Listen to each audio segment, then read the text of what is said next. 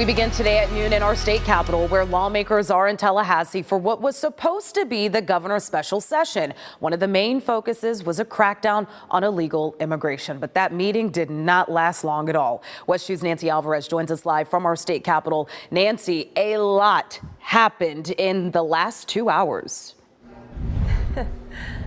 Yeah, a wild morning here in Tallahassee, Christina. Simply put, they gavelled in and then they gavelled out, ending the special session called by Governor Ron DeSantis really in just a few minutes. But no one is going home here today. Lawmakers are now going into their own special session to take up their own proposals. Now, as we speak, they're reading and preparing to tackle new bills filed in just the last hour. In his opening remarks, Senate President Al Britton said these new laws for this new special session that starts now were created with a closer and more thoughtful examination of what President Trump is laying out at a federal level and with more input from law enforcement leaders across the state of Florida. Now, we spoke to two people in just the last few minutes, Senator Blaise Ingoglia, who filed many of those original bills for the first session that's now not moving forward. He told us he's worried that this new set of laws will be watered down, specifically when it comes to holding law enforcement agencies accountable for enforcing this immigration overhaul that we're seeing across the country. And we spoke to State Representative Anes Gamani, who told us this process is being rushed and she feels it's unfair to the people most impacted. Let's listen in now to them both.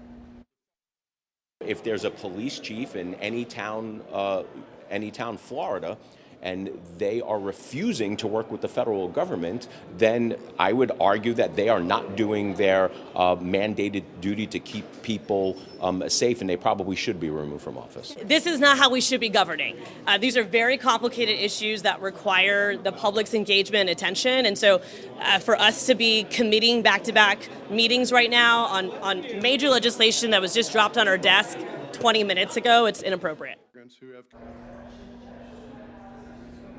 All right, back out live, looking at the House Representative Chambers here at the state capitol. That is just what is happening. Committees are meeting.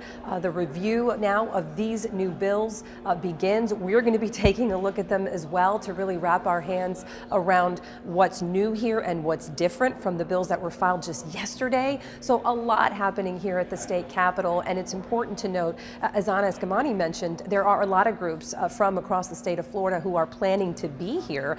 Who want input, who want a seat at the table. They're just not here yet.